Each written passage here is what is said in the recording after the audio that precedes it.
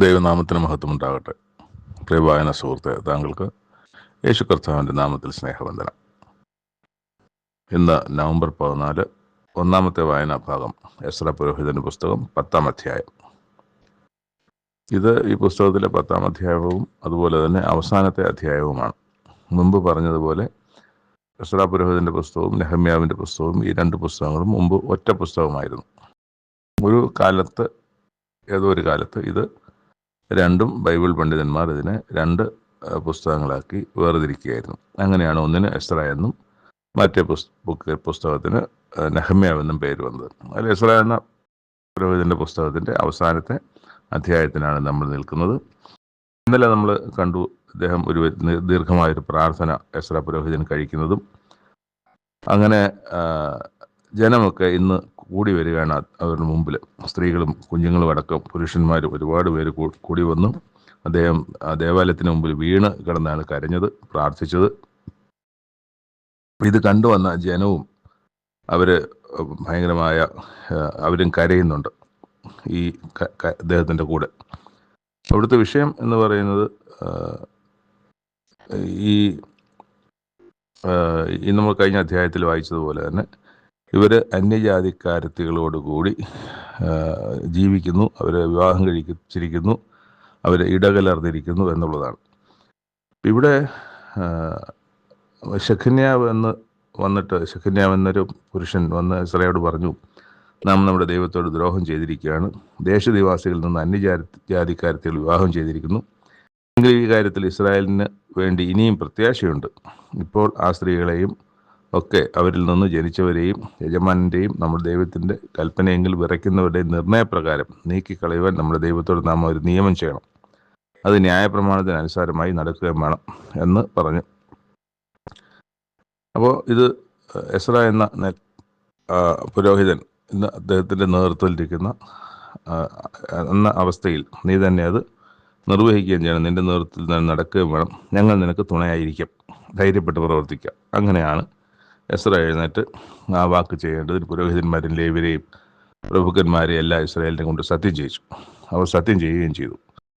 Ezra ദൈവാലയത്തിന് മുമ്പിൽ നിന്ന് എഴുന്നേറ്റ് അകത്ത് ദുഃഖിച്ചുകൊണ്ട് അപ്പം തിന്നാതെയും വെള്ളം കുടിക്കാതെയും അവിടെ അറയിൽ, യോഹാനാൻ എന്ന് പറയുന്ന പുരോഹിതനായിരിക്കണം, അദ്ദേഹത്തിൻ്റെ അറയിൽ ചെന്ന് അവിടെ താമസിച്ചു. അറയെന്ന് പറഞ്ഞാൽ അദ്ദേഹത്തിൻ്റെ മുറി എന്ന് കണക്കാക്കിയാൽ മതി. അറയിൽ ചെന്ന് അവിടെ താമസിച്ചു. അവിടെ താമസിച്ചു ഒരു രാത്രി അവിടെ താമസിച്ചു. അത് ആഹാരമൊന്നും കഴിച്ചില്ല, വെള്ളമൊന്നും കുടിച്ചില്ല. അങ്ങനെ ദുഃഖത്തോടും പ്രാർത്ഥനയോടും കൂടെ തന്നെ ആയിരുന്നിരിക്കണം അദ്ദേഹം. പക്ഷെ അങ്ങനെ എഴുതിയിട്ടില്ല. അനന്തരം അവർ സകല പ്രവാസികളും യെരൂശലേമിൽ വന്നുകൂടണമെന്നും പ്രഭുക്കന്മാരുടെയും മൂപ്പന്മാരുടെയും നിർണയപ്രകാരം 3 ദിവസത്തിന് ആരെങ്കിലും വരാതെ ഇരുന്നാൽ അവൻ്റെ വസ്തുവകയൊക്കെയും കണ്ടുകെട്ടുകയും അവനെ പ്രവാസികളുടെ സഭയിൽ നിന്ന് പുറത്താക്കുകയും ചെയ്യുമെന്നും യഹൂദയിലെ യെരൂശലേമിലും പ്രസിദ്ധമാക്കി. അങ്ങനെ യഹൂദ ഗോത്രത്തിലെയും ബെന്യാമിൻ ഗോത്രത്തിലെയും സകല പുരുഷന്മാരും 3-ാം ദിവസത്തിന് യെരൂശലേമിൽ വന്നുകൂടി. അത് 9-ാം മാസം 20-ാം തീയതിയായിരുന്നു. സകല ജനവും ആ കാര്യം ഹേതുവായിട്ടും വൻ മഴ നിമിത്തം, മഴയുണ്ടായിരുന്നാണ് പറയുന്നത്, വിറച്ചും കൊണ്ട് ദേവാലയത്തിൻ്റെ മുറ്റത്തിരുന്നു. അപ്പോൾ എസ്രാ പുരോഹിതൻ എഴുന്നേറ്റ് അവരോട് സംസാരിച്ചു, നിങ്ങൾ ദ്രോഹം ചെയ്തു ഇസ്രായേലിൻ്റെ കുറ്റത്തെ വർദ്ധിപ്പിക്കേണ്ടതിന് അന്യജാതിക്കാരത്തിൽ വിവാഹം കഴിച്ചിരിക്കുന്നു. അതുകൊണ്ട് ഇപ്പോൾ നിങ്ങൾ നിങ്ങളുടെ പിതാക്കന്മാരുടെ യഹോവയുടെ പാപം പറയണം. എന്നിട്ട് അവൻ്റെ ഇഷ്ടമനുസരിച്ച്, ദൈവത്തിൻ്റെ ഇഷ്ടമനുസരിച്ച് ദേശനിവാസികളോടും അന്യജാതിക്കാരത്തികളോടും വേർപെടുകയും വേണം. ഇതിന് സർവ്വസഭയും ഉറക്കെ ഉത്തരം പറഞ്ഞു. പക്ഷെ ആ സഭ ഒരുപാട് പേർ ഈ തെറ്റ് ചെയ്തിട്ടുണ്ട്. ഒരുപാട് പേര് അന്യ സ്ത്രീകളെ വിവാഹം കഴിച്ചിട്ടുണ്ട്, അന്യജാതിക്കാർ വിവാഹം കഴിച്ചിട്ടുണ്ട്. അപ്പോൾ പറഞ്ഞത്, നീ ഞങ്ങളോട് പറഞ്ഞ വാക്കുപോലെ ഞങ്ങൾ ചെയ്യേണ്ടതാകുന്നു. കാരണം ന്യായപ്രമാണത്തിൽ നിയമപ്രകാരം അത് അങ്ങനെ തന്നെയാണ്. അതുകൊണ്ട് ഞങ്ങൾ ചെയ്യേണ്ടതാണ്. പക്ഷേ ഇത് ചെയ്ത ആൾക്കാർ ഒരുപാടുണ്ട്. മാത്രമല്ല ഇത് മഴക്കാലമാണ്, വെളിയിൽ നിൽക്കാൻ പോലും ഞങ്ങൾക്ക് കഴിയില്ല. ഈ കാര്യത്തിൽ ഞങ്ങൾ അനേകർ ലംഘനം ചെയ്തിരിക്കുന്നുണ്ട്. ഇത് ഒരു ദിവസം കൊണ്ടോ ഒന്നും തീരുന്ന വിഷയമല്ല, 2 ദിവസം കൊണ്ട് തീരുന്ന വിഷയമല്ല. അതുകൊണ്ട് ഞങ്ങൾക്ക് സമയം വേണം എന്ന് പറഞ്ഞു. ഈ കാര്യം നിമിത്തം നമ്മുടെ ദൈവത്തിനുള്ള കഠിനകോപം ഞങ്ങൾ വിട്ടുമാറുവോളവും ഞങ്ങളുടെ പട്ടണങ്ങളിൽ അന്യജാതിക്കാരത്തികൾ വിവാഹം കഴിച്ചിരിക്കുന്ന ഏവരും അവരോടുകൂടെ അവിടങ്ങളിൽ മൂപ്പന്മാരും ന്യായാധിപന്മാരും നിശ്ചയിക്കപ്പെട്ട സമയങ്ങളിൽ വരികയും ചെയ്യട്ടെ എന്ന് ഒരു ആവശ്യം ഉന്നയിച്ചു.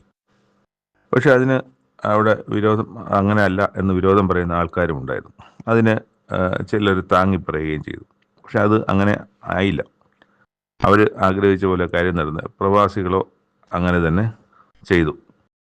പക്ഷേ എസ്രാ പുരോഹിതനെയും പിതൃഭവനുമായ ചില പിതൃഭവന തലവന്മാരെയും പേരുപേരായി തിരഞ്ഞെടുത്ത് അവർ ഇത് വിസ്തരിക്കാൻ വേണ്ടിയിട്ട് നമ്മൾ 9-ാം മാസം ആണല്ലോ ഇതിൻ്റെ ആദ്യത്തെ കാര്യം. ഇത് 10-ാം മാസം 1-ാം തീയതി യോഗം കൂടിയിട്ട് അന്യജാതിക്കാരത്തിൽ വിവാഹം കഴിച്ചിരിക്കുന്ന സകല പുരുഷന്മാരുടെയും കാര്യം അവർ 1-ാം മാസം 1-ാം തീയതി കൊണ്ട് തീർത്തു. 10-ാം മാസം 1-ാം തീയതി കൂടി 2 മാസങ്ങൾ കഴിഞ്ഞ് അടുത്ത വർഷം 1-ാം മാസം 1-ാം തീയതി കൊണ്ട് അത് തീർത്തു എന്ന് പറഞ്ഞാൽ അത് എല്ലാവരും വേർപിരിയാൻ തക്കവണ്ണം ഇടയായി എന്നുള്ളതാണ്. അവിടെ 1-ാം മാസം 1-ാം തീയതി കൊണ്ട് തീർത്തു. പുരോഹിതന്മാരുടെ പിന്നെ വായിക്കുന്നത് പുരോഹിതന്മാരുടെ പുത്രന്മാരിലും അന്യജാതിക്കാരത്തികൾ വിവാഹം കഴിച്ചവരുണ്ടായിരുന്നു. അവരുടെ പേര് വിവരം അവിടെ പറഞ്ഞിട്ടുണ്ട്. അത് കഴിഞ്ഞിട്ട് പിന്നെ അവർ തങ്ങളുടെ ഭാര്യമാരെ ഉപേക്ഷിക്കാമെന്ന് സമ്മതിച്ചു. അത് കുറ്റമായതുകൊണ്ട് തന്നെ അവർ ആടിനെ യാഗം കഴിക്കുകയും ചെയ്യുന്നുണ്ട്. പിന്നെ ഒരു വലിയ ലിസ്റ്റാണ് ഇങ്ങനെ അന്യജാതിക്കാരത്തികൾ വിവാഹം കഴിച്ച ആളുകളുടെ ഒരു വലിയ ലിസ്റ്റ് അവിടെ നമുക്ക് വായിക്കാൻ കഴിയും. അതിൽ മക്കളില്ലാത്തവരുണ്ട്, എന്നാൽ മക്കളുള്ളവരും പലരും ഉണ്ടായിരുന്നു. മക്കളുള്ളവരും ഒരുപാട് പേരുണ്ടായിരുന്നു. അപ്പോൾ ഇതൊരു വല്ലാത്തൊരു ഘട്ടമാണ്. ഇവർ തെറ്റ് ചെയ്തു എന്നുള്ളത് ശരിയാണ്. പക്ഷെ അവർ ഒരു കുടുംബമായി ഒരുമിച്ച് സ്നേഹിച്ച് മുമ്പോട്ട് പോകുന്ന ഭാര്യ ഭർത്താവ്, അതുപോലെ തന്നെ അവർക്ക് ജനിച്ച മക്കൾ, ആ സ്നേഹത്തിൻ്റെ ജാതി ഏത് ജാതി ആയിരുന്നാലും ആ സ്നേഹത്തിൻ്റെ ബന്ധത്തിൽ അവർ പൊയ്ക്കൊണ്ടിരിക്കുന്ന സാഹചര്യത്തിൽ ഈ ഒരു പുറകോട്ട് പോക്ക് എന്നത്തെ അവസ്ഥയിൽ ഏത് അവസ്ഥയിലായിരുന്നാലും ഏത് കാലത്തിലായാലും അതൊരു ബുദ്ധിമുട്ടുള്ള കാര്യം തന്നെയാണ്. അപ്പോൾ ഈ യഥാർത്ഥത്തിൽ തെറ്റ് ചെയ്തത് ഇവിടുത്തെ പുരുഷന്മാരാണ്, ഇസ്രായേലിലെ പുരുഷന്മാരാണ്. അവിടുത്തെ സ്ത്രീകൾക്ക് അതിനെ സംബന്ധിച്ച നിയമമോ ഭാവിയിൽ ഇങ്ങനൊരു അപകടം വരുമെന്നൊന്നും അവർക്കറിയില്ല. അവർ പൊതുവെ വിവാഹം കഴിക്കുന്ന പോലെ അവരുടെ മാതാപിതാക്കളോ അല്ലെങ്കിൽ ഒക്കെ ആയിരിക്കും അത് ചെയ്തു കൊടുത്തു. പക്ഷെ ഇവിടെ ഇസ്രായേലിൻ്റെ നിയമം അനുസരിച്ച് അവർ അന്യജാതിക്കാരത്തികളോട് ഇടകലരാൻ പാടില്ല. അത് അല്ലാത്ത ഒരു അവസ്ഥ സംജാതമാക്കിയ ഒരു സന്ദർഭം കൂടിയായിരുന്നു അന്യജാതിക്കാരത്തികളെ സ്ത്രീകൾക്ക്. ഇവർക്ക് പക്ഷേ ദൈവത്തിൻ്റെ നിയമമായതുകൊണ്ട് തീരുമാനിക്കാൻ സാധിക്കുമായിരുന്നു. എല്ലാവർക്കും ആയിരുന്നിരിക്കില്ലായിരിക്കും.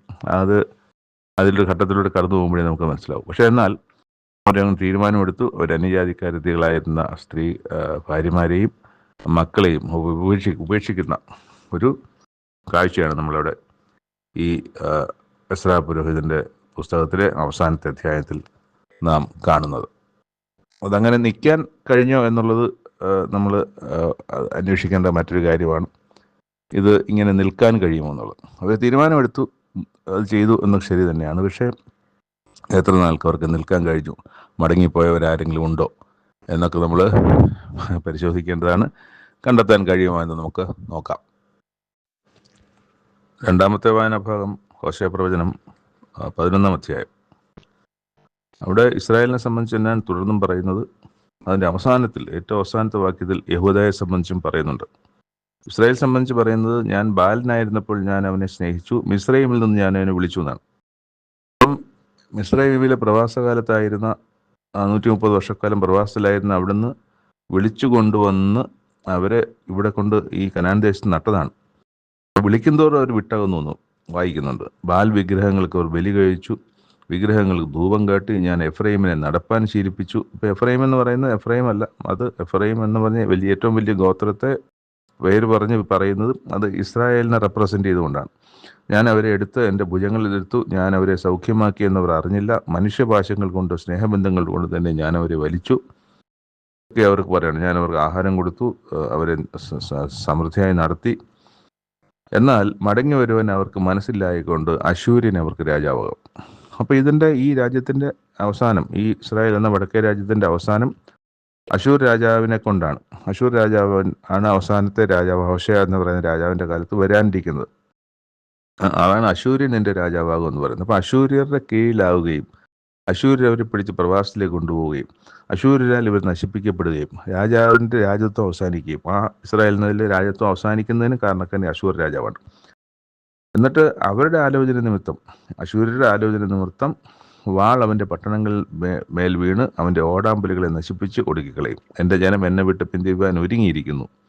അവരെ മേലോട്ട് വിളിച്ചാലും ആരും നിവർന്ന് നിൽക്കില്ല. എഫ്രൈമിലെ ഞാൻ നിന്നെ എങ്ങനെ വിട്ടുകൊടുക്കും? അവിടെ ദൈവത്തിൻ്റെ ഒരു ഹൃദയം ഇവിടെ തുറന്ന് കാണിക്കുകയാണ്. ഞാൻ എങ്ങനെ നിന്നെ വിട്ടുകൊടുക്കും? ഇസ്രായേൽ ഞാൻ നിന്നെ എങ്ങനെ ഏൽപ്പിച്ചു കൊടുക്കും?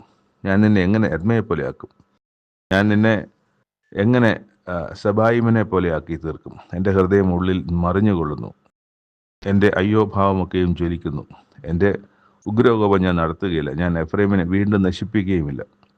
ഞാൻ മനുഷ്യനല്ല, ദൈവമത്രേ, നിന്റെ നടുവിൽ പരിശുദ്ധൻ തന്നെ. ഞാൻ ക്രോധത്തോടെ വരികയുമില്ല. സിംഹം പോലെ ഗർജിക്കുന്ന യഹോവയുടെ പിന്നാലെ അവർ നടക്കും. അപ്പം അത് കഴിഞ്ഞ് പറയുന്നത്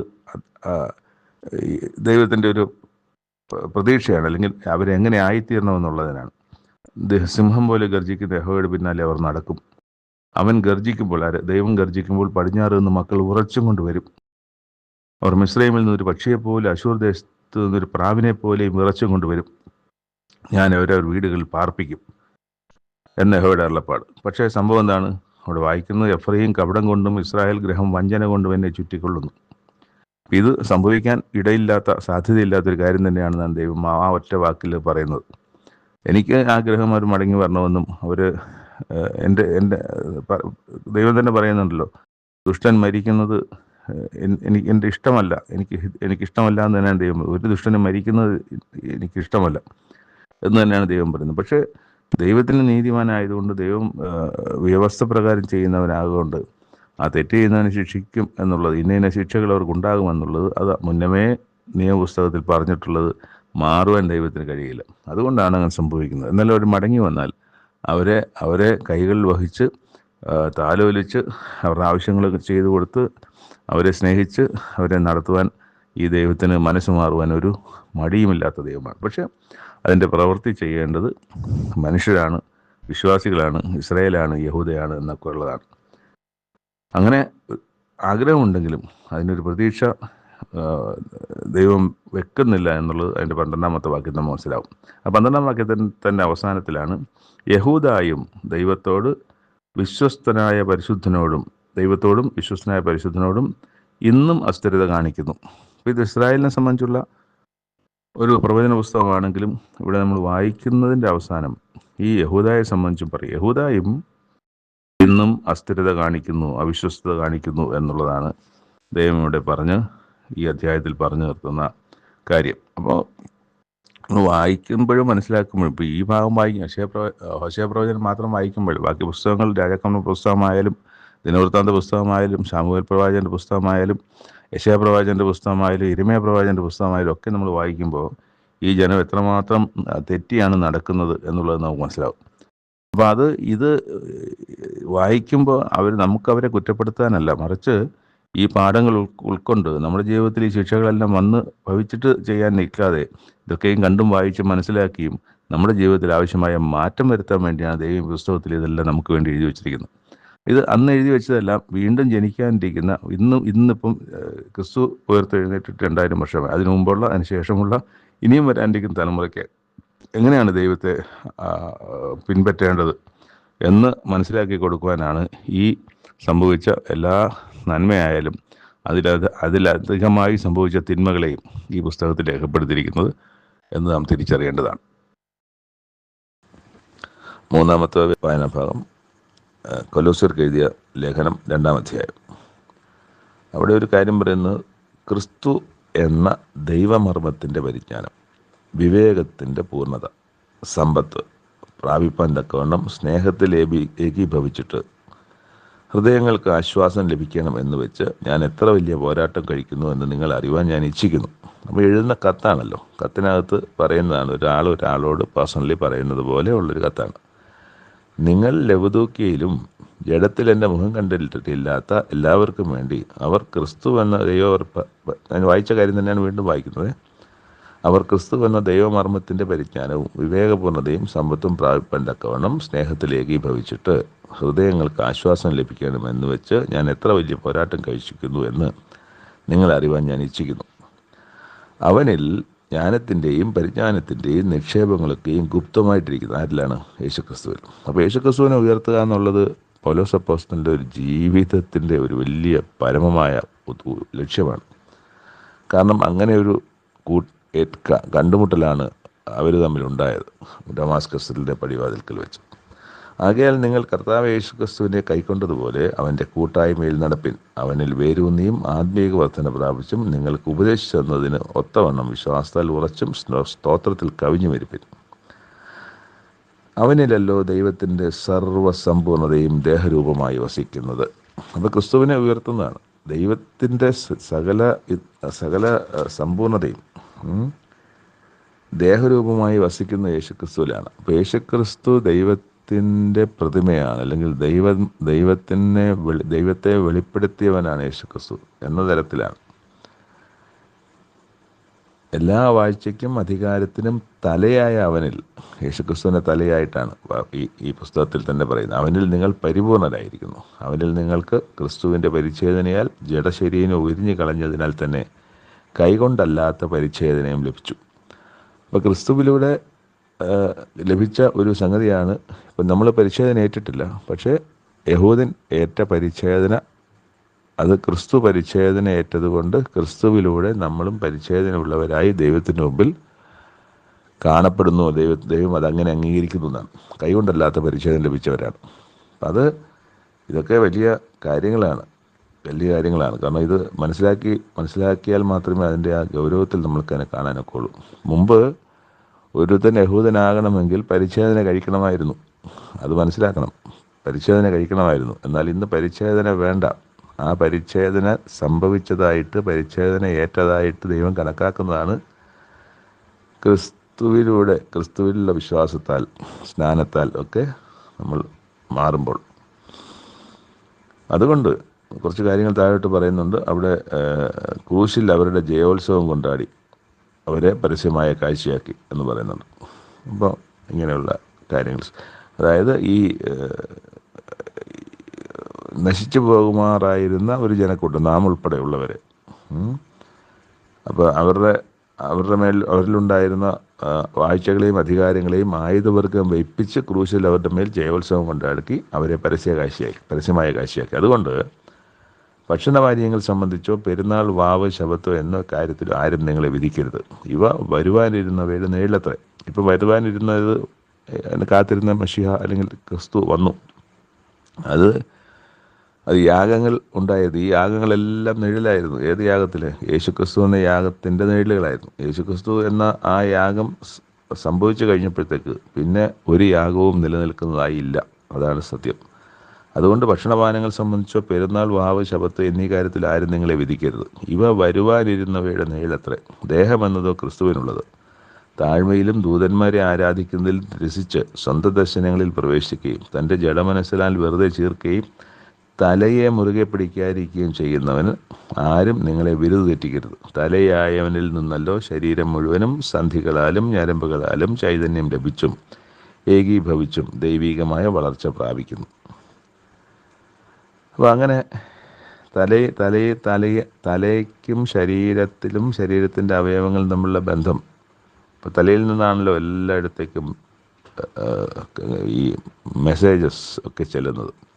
തലയില്ലെങ്കിൽ പിന്നെ ആ ശരീരമില്ല. കൈയില്ലെങ്കിലും ജീവിക്കും, വിരലില്ലെങ്കിൽ ജീവിക്കും, തലയില്ലെങ്കിൽ ശരീരം ജീവിക്കില്ല. പിന്നെ പറയുന്നത്, നിങ്ങൾ ക്രിസ്തുവിനോടുകൂടെ ലോകത്തിൻ്റെ ആദ്യ പാഠങ്ങൾ സംബന്ധിച്ച് മരിച്ചുവെങ്കിൽ ലോകത്തിൽ ജീവിക്കുന്നവരെ പോലെ മാനുഷികകൽപ്പനകൾക്കും ഉപദേശങ്ങൾക്കും അനുസരണമായി ജീവിക്കരുത് എന്നാണ്. അപ്പോൾ മാനുഷികകൽപ്പനകൾ ഉപദേശങ്ങൾ എന്താ? തൊട്ടരുത്, പിടിക്കരുത്, അത് ചെയ്യരുത്, ഇത് ചെയ്യരുത്, ചട്ടങ്ങൾ, അങ്ങനെയുള്ള ചട്ടങ്ങൾ, അനാവശ്യമായ ചട്ടങ്ങൾ.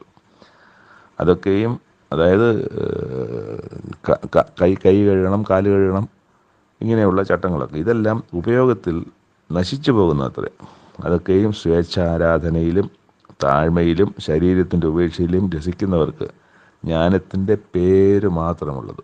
ജഡാഭിലാഷമോ അടക്കുവാനോ പ്രയോജനമുള്ളതല്ല. അപ്പോൾ ജഡാഭിലാഷത്തെ അടക്കേണ്ടത് തന്നെ. പക്ഷേ ജഡാഭിലാഷത്തെ ജഡത്തെ എങ്ങനെയെങ്കിലും പീഡിപ്പിച്ചും അടിച്ചും ചവിട്ടിയും അല്ലെങ്കിൽ പട്ടിണി കിടന്നും അല്ലെങ്കിൽ ചാട്ടവാറടിച്ചും ഒന്നും ഈ പറഞ്ഞ പോലെ ചെയ്യുന്നവരെല്ലാം അത് ജ്ഞാനത്തിൻ്റെ പേര് മാത്രമുള്ളത്. അത് ജഡാഭിലാഷം അടക്കുവാനോ അത് പ്രയോജനമുള്ളതല്ല എന്നുള്ളതാണ് അവിടെ പറഞ്ഞത്. ജഡത്തിൻ്റെ അഭിലാഷങ്ങളെ നമ്മൾ അടക്കേണ്ടത് തന്നെയാണ്, അതിന് സംശയമൊന്നുമില്ല അക്കാര്യത്തിൽ. അത് അങ്ങനെ ഉള്ള കാര്യങ്ങളെ സംബന്ധിച്ചാണ് ഈ 2-ാം അധ്യായം നമ്മളോട് സംസാരിക്കുന്നത്. 3 വായനാഭാഗങ്ങളിലൂടെ അവസാനിക്കുന്നു. ദൈവത്തിൻ്റെ വലിയ സഹായം നമുക്കുണ്ടാകുന്നതിനാൽ സ്തോത്രം. നാളെ പുതിയ വായനാഭാഗങ്ങളുമായി വീണ്ടും കാണാം. നന്ദി.